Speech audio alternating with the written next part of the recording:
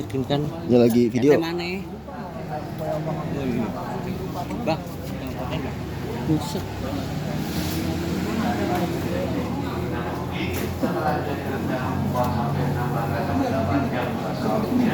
Itu harus menyesuaikan berapa banyak volume yang dimasak. Yang mau diolah, ada kata kita 2-3 ton, berarti itu kisaran sampai 6-8 jam. Nah, setelah itu Bapak Ibu semua kita geser di sini. Nah,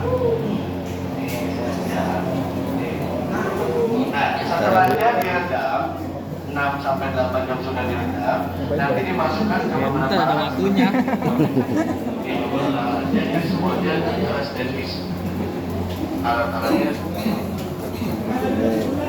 alat-alat produksi seperti itu.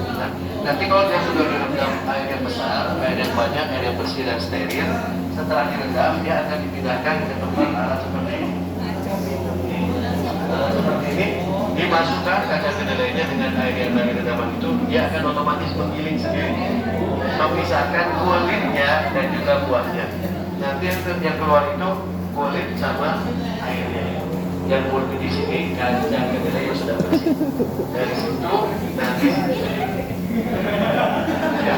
Setelahnya sudah digiling, sudah dibersihkan, dipisahkan air dan juga kulitnya, nanti dipisah bawa ke sini.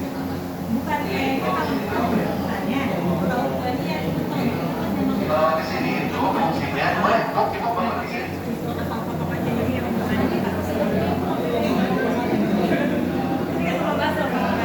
Oke, nah itu semua.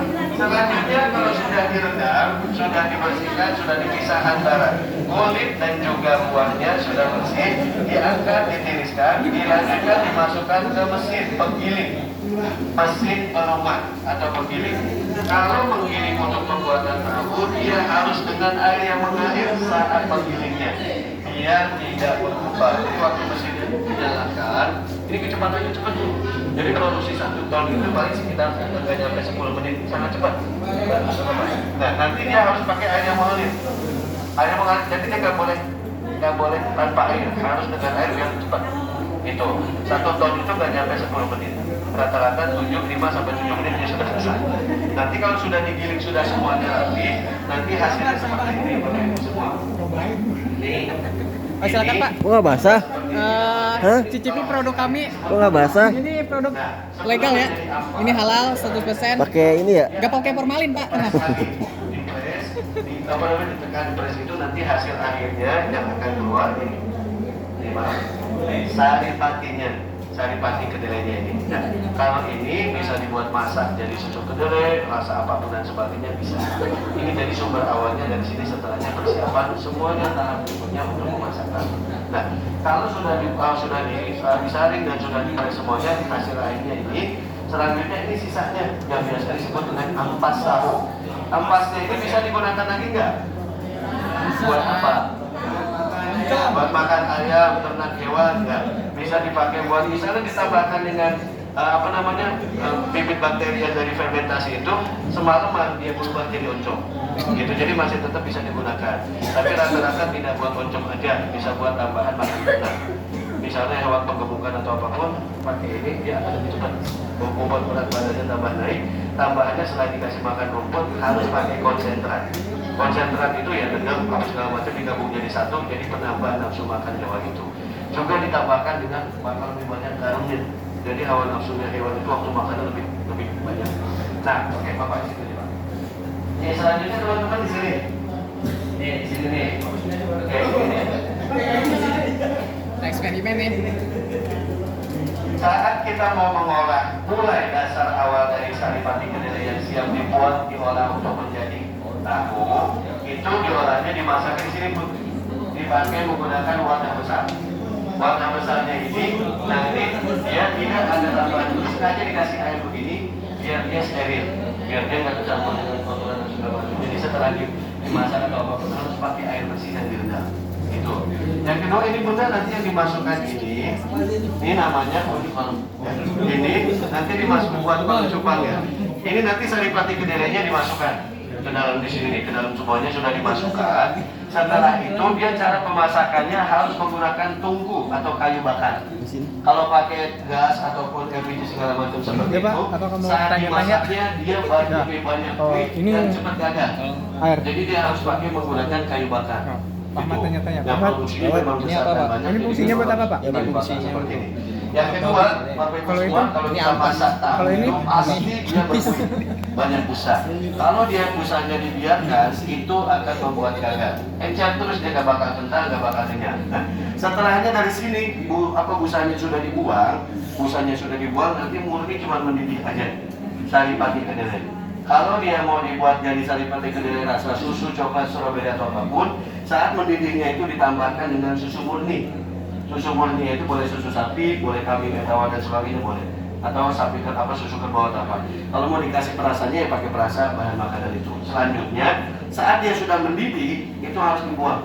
Yang namanya busa-busa tadi tersebut kalau sudah bersih, baru nanti diangkat. Nah, nanti ditiriskan di sini. Ditiriskan di sini. Harus menggunakan kain yang halus seperti ini.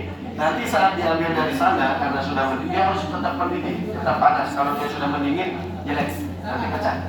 Diambil pakai gayung ataupun pakai ember besar gitu, diambil, diangkat, dituang ke sini. Dituang ke sini nanti yang akan bertahan itu jelinya. Jeli panennya yang akan jadi cetakan tahu itu nanti semuanya dikumpulkan di sini. Nanti yang sisa di sini itu adalah yang seperti jelinya itu yang sudah menggumpal. Yang akan turun di tetesan bawah yang sudah ditampung dari wadah yang stainless ini. Yang akan turun itu ini cairannya namanya biang tahu. Ini biang tahu. Jadi nih begini. Ini bukan air ini. Kalau dibilang ya saripatinya hasil olahan tahu itu. Gitu. Ini bukan ampasnya, bukan disebutnya biang tahunya. Kalau dibilangnya apa ya? Pohon. Sama biang gula apa beda? Beda. Gitu. Nah, ini namanya yang disebut biang tahu. Nah, ini selalu dipakai sekali aja. Ini masih panas tuh. Masih panas. Sudah. Nah, nanti kalau sudah di sini, ini sudah turun, sudah ditiriskan, harus masih panas. Yang bawahnya itu hasil airnya ini. Nih, namanya biang tahu. Nah, ini nanti digunakan untuk saat mau membuat. Gitu. Jadi kalau waktu membuat dia berbusa itu gara-gara ini. Nah, kalau dia berbusa terus aduk-aduk terus, dia harus dibuangkan busanya itu. Jadi ini cepatnya yang bikin cepat tahu itu menggumpal. Jadi dari semuanya olahannya ini hasil daripada yang disebut dengan tadi apa namanya? Biang tahu. Boleh di sini. Nah, yang sudah menggumpal di sini udah isi mak. Nih, yang sudah menggumpal di situ nanti diambil nih. Pakai gayung, boleh pakai ember atau pakai apapun yang stainless. Nah, nanti setelah itu dimasukkan ke tempat cetakan-cetakan seperti ini. Dia nggak boleh pakai besi, nggak boleh pakai stainless kalau cetakan. Harus kayu. Gitu. Nah, kalau dia pakai stainless, dia encer. Pakai besi encer nggak bisa keras, nggak bisa dimenata. Ketebalannya tahu yang kita biasa lihat di produksi di pasar, di apa segala macam tergantung penuhnya volume yang diisi. Dia harus masih panas. Lalu waktu masih panas diambil, itu udah mengetar seperti jeli. Diambil baru dimasukkan. Sudah dimasukkan seperti itu, nanti semuanya kalau penuh berarti dia tebal, kalau setengah berarti dia nggak terlalu tebal. Kalau sudah ditutup seperti ini, baru dipres pakai ini, baru pakai kayu. Iya, kalau nggak pakai kayu dia nanti pecah. Nah, setelahnya dipres seperti ini, kalau cuma begini aja, presnya itu bisa sampai 5-10 menit lama. Tujuannya untuk meniriskan airnya itu. Yang kedua, dia harus tambahan pakai pemberat. Pemberatnya itu nih Pak. Ini kurang lebih 5 kilo. Bapak agak Pak, biar untuk bukti aja. Jadi ini berat. Gitu. Ini fungsinya OFD. Nah, ini fungsinya untuk ditaruh di sini. Saat digunakan alat pemberat seperti ini, ya ini jangan lupa bersih semua. Dilapisi sama stainless. Nah itu, kalau pakai cuma kayu biasa itu 5-10 menit baru dia tiris dan dia kenyang. Kalau pakai ini paling lama cuma 15 detik. Jadi langsung dipres. Gitu. Kenapa nggak pakai alat yang ini segala macam pecah? Jadi cukup pakai ini aja. Setelah itu teman-teman semua kalau sudah 10-15 detik, paling lama 20 detik, sudah itu baru diangkat. Dipindahkan di sini. Yang dipindahkan di sini. Yang garam tadi itu nanti di sini. Ditaruh di air wadah bersih, air bersih. Garam itu dituangkan ke sini secukupnya. Tidak boleh terlalu banyak karena takutnya asin banget. Karena juga garam kristal kan lebih asin. Setelah itu nanti sudah diambil dari cetakan, nanti dipindah dia akan seperti ini. Nah, satu loyang ini isinya itu kalau buat potongan itu 100 potong. Kalau untuk yang potongan besar cuma 25. Potongannya itu menggunakan alat seperti ini, Pak, tadi enggak? Alhamdulillah. Nah, itu ya. Jadi posisinya satu loyang yang sudah dipres itu ditarik set. Oh, tarik lagi. Nah, itu sekali potong 100 potong. Kalau tahu-tahu yang besar yang seperti kita tahu yang di pasaran itu yang ukurannya segini. Tahu-tahu yang seperti ini ya kecil-kecil seperti ini. Kalau waktu pemasakan di sana lagi mendidih, itu ada tambahan lagi seperti kayak tepung kanji atau apa, dituangkan nggak boleh banyak. Dia nanti seperti menggumpal begitu. Bapak Ibu tarik waktu mendidih pakai kayu atau pakai bambu yang sudah disiapkan itu, dan diangkat nanti ditiriskan jadinya kembang tahu. Itu. Jadi tambahannya seperti itu. Seperti pakai tambahan tepung kanji gitu. Jadi waktu dimasak diolah di aduk-aduk segala macam, diangkat begitu pakai alat, dijemur aja gitu, jadi kembang tahu gitu. Kalau sekiranya mau kayak tahu apa, misal tahu susu segala macam, dia lebih banyak susunya. Kalau 40%-nya daripada susu kedelainya itu, ya dari saripati kedelainya 40%, 60%-nya susu. Jadi nantinya tahu susu, lebih lembut. Tapi kalau dia murninya kacang kedelai aja, jadinya tahu. Nah, kalau sudah dipotong seperti ini, buat teman-teman semua nanti diturunin sini, direndam pelan-pelan aja, sebentar aja kok. Celup-celup diangkat. Kalau tambah lama direndam, dia pecah jadi asin.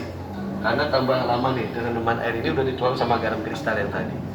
Sebentar aja, celup-celup diangkat. Setelah itu dipindahkan ke sini. Nah, kalau untuk menggorengnya baru pakai gas. Kalau pakai kayu bakar, gosong. Nah, kalau yang sekiranya kan ada yang tahu kotak segitiga ya, itu mah cuma pemotongannya aja, cara pemotongannya aja. Setelahnya sudah digoreng di sini. Kalau yang dijual-jual di pasaran itu 5-10 detik gorengnya dengan air dengan minyak yang panas, dengan suhu yang panas, itu sebentar aja 5-10 detik goreng langsung diangkat. Itu untuk yang dijual di pasaran. Kalau yang untuk diolah sampai siap saji dimakan itu ya 1-2 menit. Digoreng segala macam jadinya seperti ini. Wow. Teman-teman semuanya silakan untuk menikmati. Yang mau nambah cabenya boleh. Nah, kita cobain, guys. Kita cobain rasanya yuk, guys. Cobain deh. Itu kalau Kita cobain. Oh, bentar ya. Kalau yang nggak biasa jelek tapi bentar. Ada bentar. Bentar, Pak. Pak, dari mana, Pak?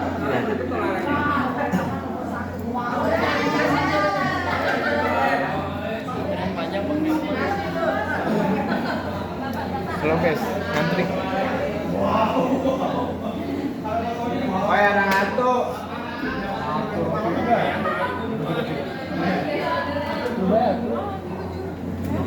Ya, Ya. 300. Ini diganti. Enggak, ini buat makan bakso. Kan di atas. Di puncak. Apa? Ora, ya ini bukan orang Jawa. Ora popo, ora popo. Ora popo. Ora apa-apa kowe. Bojone ndi?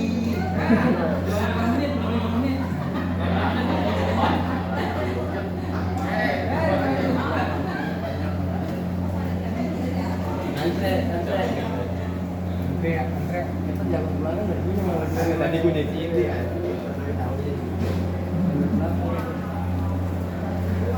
Apa-apa. Kebagian kok santai.